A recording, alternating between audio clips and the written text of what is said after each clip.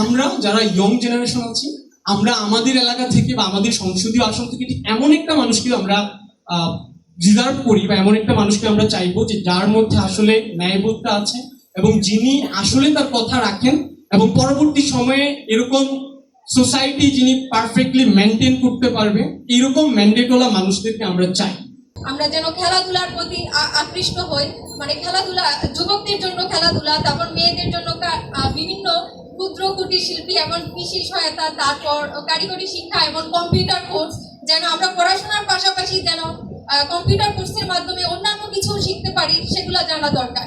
Freelancing training এর মাধ্যমে যদি আমাদের যারা আনএমপ্লয়েড ইউথ যারা আছে তাদেরকে যদি এমপ্লয়েড করা যায়, এই দুইটা সাজেশন আমার কাছে খুব ভালো মনে হয়েছে।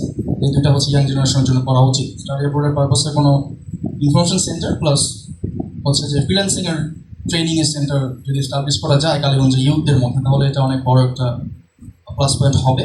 আমাদের একটা খাল রয়েছে, সবাই জানেন, যে শীতলক্ষা বাদার্তি থেকে বেলায় বিল পর্যন্ত, যেটাতে খনন কাজ না হওয়ায় ভালোভাবে পানি প্রবাহ হয় না, যার ফলে দেখা যায় গ্রীষ্মকালীন সময়ে ওই এলাকার মানুষের ফসল ফলাতে অসুবিধা হয়। পর্যাপ্ত পরিমাণ পানি থাকে না, যার ফলে ফসল ভালোভাবে উৎপাদন হয় না।